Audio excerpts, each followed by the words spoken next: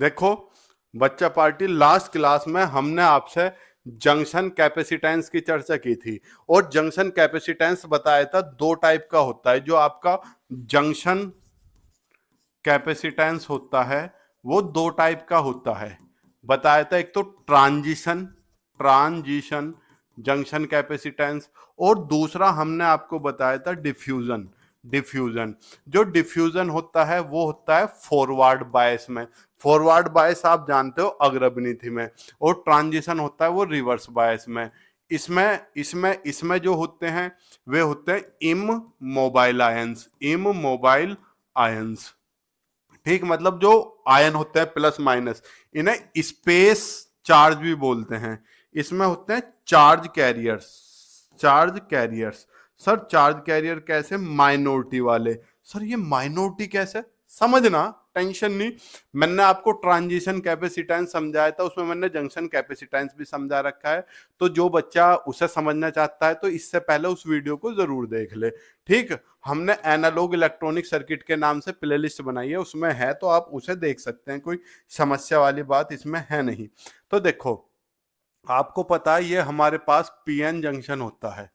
Sir हमारे में तो ऑब्जेक्टिव है, घबराओ मत चांद मेरे, ये रे हर क्लास के बाद में ऑब्जेक्टिव है। लेकिन diffusion capacitance occurs in PN junction. Diffusion capacitance PN junction में कब होता है? जब डायोड किस में हो? रिवर्स बायस में। पता है, अभी पढ़ा। फॉरवर्ड में होगी तो ट्रांजिशन होगा। Diffusion capacitance is also known as, कि डिफ्यूजन कैपेसिटेंस को दूसरा नाम क्या है? भाई साहब जंक्शन का तो टाइप है, ट्रांजिशन अलग है। बैरियर और ट्रांजिशन दोनों सेम है, तो इसे स्टोरेज कैपेसिटेंस भी बोलते हैं। क्या बोलते हैं? स्टोरेज। तो डिफ्यूजन कैपेसिटेंस का दूसरा नाम स्टोरेज कैपेसिटेंस भी है। और देखो, diffusion capacitance arises due to, पता नहीं। मैथमेटिकल एक्सप्रेशन, पता नहीं है। और diffusion capacitance mainly depends on, पता नहीं। Diffusion capacitance is generally larger forward, मतलब पता नहीं हमें। ये हमें कब पता चलेगा? टॉपिक पढ़ने के बाद। तो मेनली हमें किस पे फोकस करना? अब टॉपिक पे फोकस करना। हम यहाँ थे, देखो इसमें क्या होता है, एक तरफ P है एक तरफ N है। N में होते हैं इलेक्ट्रॉन्स, ये तो आपको पता है। P में होते हैं होल्स, ये भी आपको पता है। पता है, यहाँ पे बीच में इनके साथ आयंस भी होते हैं। ये होल्स के साथ तो धन आयन जुड़े हुए होते हैं। ये सब आपने 12वीं क्लास में पढ़ा होगा। बीएससी के पहले सेमिस्टर्स जो हैं उनमें भी आपने चर्चा करी होगी। इसके साथ क्या होते हैं? इलेक्ट्रॉन्स के साथ हमने उल्टा बना दिया चांद मेरे, मतलब इनके साथ तो नेगेटिव होंगे और इसके साथ पॉजिटिव होंगे। टेंशन की कोई बात नहीं, क्योंकि होल तो खुद ही पॉजिटिव है और होल ग्रहण करता है। तो जब ग्रहण करता है तो ग्राही पे हमेशा नेगेटिव आता है, तो यहाँ पे नेगेटिव आयन होंगे जुड़े हुए। ये रे ये रे ये रे ये रे ये रे। और इलेक्ट्रॉन के साथ क्या जुड़े हुए होते हैं? धन आयन, ये आपको पता है। ठीक, तो जैसे ही हम फॉरवर्ड बाइसिंग करेंगे, फॉरवर्ड बाइसिंग, तो सारे इलेक्ट्रॉन, मतलब P को तो P से जोड़ा जाएगा पॉजिटिव से, और N को नेगेटिव से जोड़ा जाएगा। तो जैसे यहाँ नेगेटिव लगेगा तो इलेक्ट्रॉन प्रतिकर्षित होंगे, सब इधर दौड़ेंगे और इधर पहुंचने लगेंगे। और होल्स पे प्लस लगेगा तो ये इधर। तो देखो इलेक्ट्रॉन तो इधर इकट्ठे हो जाएंगे, होल्स इधर। सुनना ध्यान से, इलेक्ट्रॉन्स तो इधर आ जाएंगे, इलेक्ट्रॉन्स तो इधर आ जाएंगे, और होल्स इधर आ जाएंगे। अब आप देखो इलेक्ट्रॉन इधर क्या है? माइनॉरिटी है ना। इसे कुछ बच्चे गलती कर पाते हैं, क्योंकि सर इलेक्ट्रॉन और होल्स तो मेजोरिटी है, तो ये तो मेजोरिटी से का बहुसंख्यक से बनना चाहिए। नहीं चांद मेरे, देखो जब इलेक्ट्रॉन इधर आ गए, और इधर राज किसका? होल्स का, तो इलेक्ट्रॉन इधर क्या है? माइनॉरिटी, और होल्स इधर पहुंच गए, इधर राज किसका? इलेक्ट्रॉन्स का, तो इधर होल्स माइनॉरिटी है। तो यही जो कैरियर्स क्या बना रहे हैं? Depletion region. तो इसकी वजह से जो कैपेसिटेंस उत्पन्न हो रहा, प्रोड्यूस हो रहा, उसे क्या बोलते हैं? Diffusion junction capacitance. किसकी वजह से होता है? फॉरवर्ड बायस में माइनॉरिटी चार्ज कैरियर की वजह से। वैसे इलेक्ट्रॉन और कोटर जो आपके होते हैं, इलेक्ट्रॉन और होल्स, ये मेजोरिटी होते हैं। लेकिन जब ये रिवर्स करके एक दूसरे के क्षेत्र में पहुंच जाते हैं तो यहाँ पे क्या बन जाते हैं? माइनॉरिटी बन जाते हैं। तो जिस वजह से हम क्या कहते हैं कि वो माइनॉरिटी चार्ज कैरियर की वजह से प्रोड्यूस होता है। अब हम क्या करते हैं? टॉपिक को समझने की कोशिश करते हैं। D introduction. हमने एक न्यूमेरिकल करा, वो करा था एमसीक्यू, एमसीक्यू की पहली लाइन ये आ गई, diffusion capacitance also known as storage capacitance, इसे स्टोरेज कैपेसिटेंस भी बोलते हैं, is a type of capacitance that occurs when pn junction diode is in forward bias। और ये तब होता है जब pn junction किस में हो, फॉरवर्ड बायस में, फॉरवर्ड बायस कंडीशन में। it arises due to the storage of minority charge carriers near the edges of the depletion region before they recombine। क्योंकि अगर वे कंबाइन होगी तो न्यूट्रल कर देंगे इलेक्ट्रॉन कोटर, क्योंकि इलेक्ट्रॉन पे उतना ही नेगेटिव है, कोटर पे उतना ही पॉजिटिव है। डाउन तो हो रहा, आज माइक की बैटरी लो है तो देखना पड़ता है ये डाउन तो नहीं चल रहा, समझ रहे हो। तो अब यहाँ पे एक चीज समझो क्या कहना चाह रहा, कि देखो इसमें सारे क्वेश्चन बनेंगे, इसका दूसरा नाम स्टोरेज है, ये फॉरवर्ड बायस की वजह से होता है, और इसमें माइनॉरिटी चार्ज कैरियर एजिस पे एक दूसरे के अपोजिट डायरेक्शन में इकट्ठा होते हैं उनके रिकम्बाइन होने से पहले, रिकम्बाइन हो गए तो एक दूसरे को खत्म ही कर देंगे। तो वहां जो हमारे पास जब कैपेसिटेंस उत्पन्न होता है उसे डिफ्यूजन कहते हैं। तो इसमें बहुत सारे ऑब्जेक्टिव क्वेश्चनों के आंसर मिल गए आपको। अब नेक्स्ट पे आओ, इसकी फिजिकल कंसेप्ट एंड ओरिजिन, मतलब इसका कंसेप्ट क्या है और ये उत्पन्न क्यों हो रहा है। ओरिजिन आपका शायद कटा हुआ है, लो अब ठीक है भाई साहब, अब दिख रहा है। देखो पहला तो योग किसकी वजह से उत्पन्न होता है, इसका कंसेप्ट क्या है। तो पहला तो आपको पड़ता है कैरियर इंजेक्शन। इंजेक्शन का मतलब तो जानते हो, किसी चीज को भेद के दूसरी जगह जाना। तो जो चार्ज कैरियर्स होते हैं इलेक्ट्रॉन होल्स, वे एक दूसरे के अपोजिट जाते हैं, यही तो लिखा in forward bias, holes from the P side injected into the N side and electron from N side injected into the P side. ठीक। दूसरे केस माइनॉरिटी कैरियर एक्यूमुलेशन, मतलब उधर जाके ये माइनॉरिटी बन गई और ये एक साथ इकट्ठे हो जाते हैं, एक संगठन बना लेते हैं। These injected carriers become minority carriers in the opposite region। opposite region में minority बन जाते हैं। Before they can recombine, जुड़ने से पहले with majority carriers, वहां पे जो दूसरे majority carrier है उनसे जुड़ने से पहले they stay और store near the junction for a short duration। और जंक्शन के पास थोड़े से समय के लिए ये रुक जाते हैं और स्टोर हो जाते हैं। ठीक। Charge proportionality. अब तीसरा केस यो कहां से उत्पन्न हुआ, क्या आपका diffusion capacitance. The amount of this stored charge, यो स्टोर्ड चार्ज का जो अमाउंट है Q, is directly proportional to the forward current. अब जितना हम वोल्टेज लगाएंगे उतनी तेजी से वे दौड़ेंगे, उतनी करंट बहेगी, तो जितनी फॉरवर्ड करंट ज्यादा तो ये भी ज्यादा उस पर डिपेंड करता है। If the applied voltage V changes, the amount of storage charge also changes. मतलब अगर V को चेंज करोगे तो करंट चेंज होगी, करंट चेंज होगी तो चार्ज चेंज होंगे, which gives due to the rise to the capacitance effect, जिस वजह से कैपेसिटेंस प्रोड्यूस हो जाता है। कैपेसिटेंस यही तो कहता है कि जो Q है वो डिपेंड कर रहा है V पे। अब इसे हटाओगे तो क्या कोई नियतांक C नहीं आ जाता, यही तो है कैपेसिटेंस का सूत्र। तो C बराबर किसके, Q अपॉन V के। यही तो कहनी चाह रहे हैं, तीनों पॉइंट समझ गए। ये मैंने बड़े सिंपल वे में नोट्स बना के समझाने की कोशिश कर रहा हूँ, अब भी दिमाग में नहीं घुस रहे, ऑब्जेक्टिव वालों के लिए भी और थ्योरी वालों के लिए भी। इससे अच्छे से मैं एक्सप्लेन नहीं कर सकता चांद मेरे। अब यहाँ आओ, मैथमेटिकल डेफिनेशन, वही हमने अभी थोड़ी देर पहले पढ़ा, C equals to Q upon V।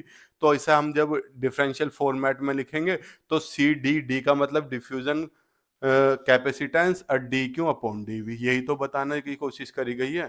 ठीक। Diffusion capacitance is defined as the rate of change of injected social charge Q with respect to the applied of forward voltage. D Q लिखा है, क्योंकि चेंज हो रहे हैं यार, voltage change होगा तो आवेश भी चेंज होगा। ठीक। अब इसका फॉर्मूले का प्रूफ देखते हैं।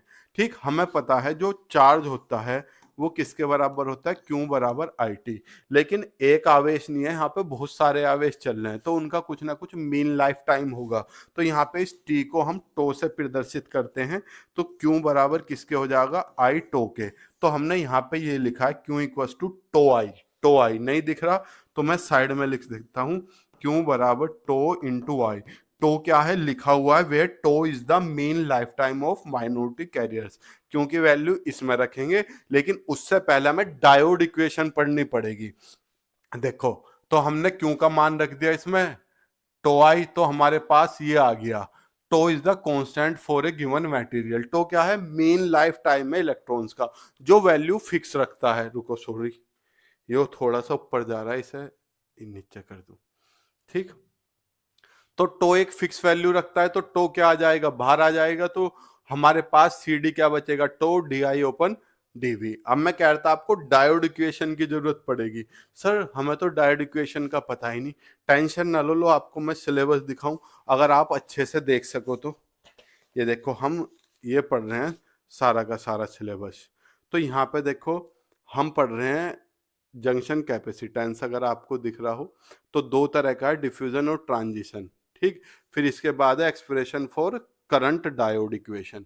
तो इसके बाद हम डायोड इक्वेशन का ही प्रूफ पढ़ेंगे, तो घबराने की जरूरत नहीं है। फिलहाल तो आपको याद रखना पड़ेगा, लेकिन इसके जस्ट बाद कल की क्लास में हम इसका ही क्या पढ़ेंगे? प्रूफ पढ़ेंगे। तो हम डायोड इक्वेशन जानते हैं, आई बराबर आई नोट ई की power V upon eta V T. ठीक है, तो हम ये जानते हैं, इसका स्क्रीनशॉट ले लो, मैं ऊपर कर रहा हूं।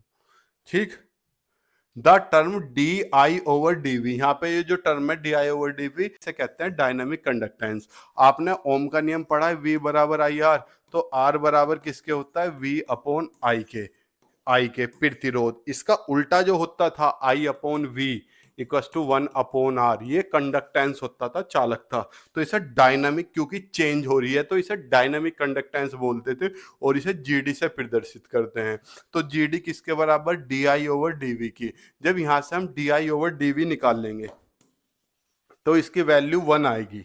यहाँ पे हम -1 को भी छोड़ सकते हैं। देखो, जब मैं डी आई ओवर डीवी निकाल लूंगा, तो जब मैं इसका v के रेस्पेक्ट में डिफरेंशियल करूंगा, तो D I over D V बराबर आई नोट तो कांस्टेंट, e की पावर v अपॉन ईटा के टी का, तो ये होगा e की power v upon eta V T, 1 का 0। और इसका वापिस से डिफरेंशियल करूंगा तो इसमें मल्टीप्लाई होगी इसकी। समझ रहे नहीं समझ रहे क्या कह रहा हूं मैं? डी इसकी वापिस से, तो 1 अपॉन ईटा वी टी हो गया माइनस, और 1 का 0। तो D I over D V किसके बराबर आ गया?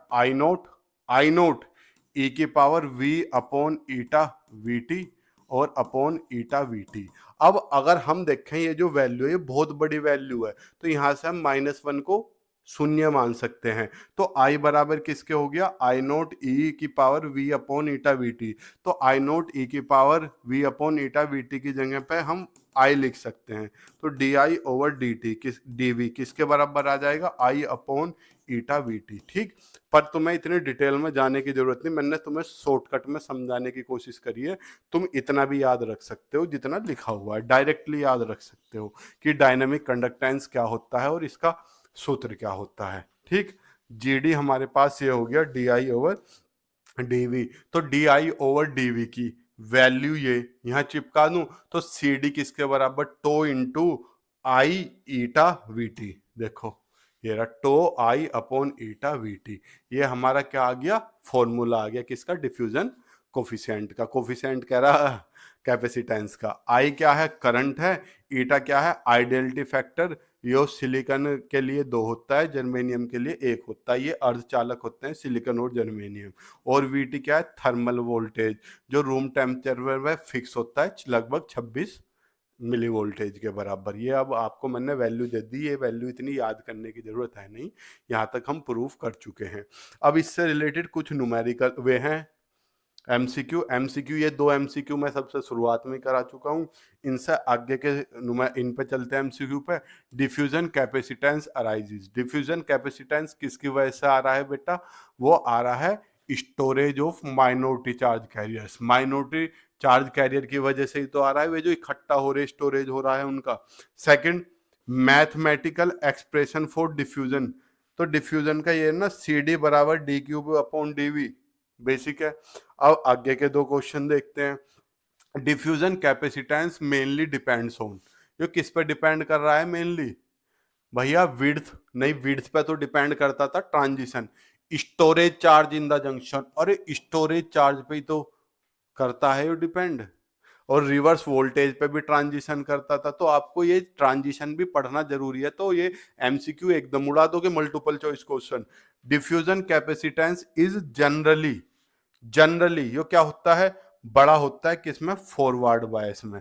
भाई साहब रिवर्स में तो ट्रांजिशन होता है, और फॉरवर्ड में जीरो कहाँ होगा, जीरो कहाँ होगा, हमने अभी प्रूफ नहीं करा। तो लार्जर होता है इन फॉरवर्ड बाइसिंग। तो यहाँ पे हम एमसीक्यू भी कर चुके हैं। अगर आपको वीडियो अच्छी लगे तो लाइक शेयर और सब्सक्राइब जरूर करें।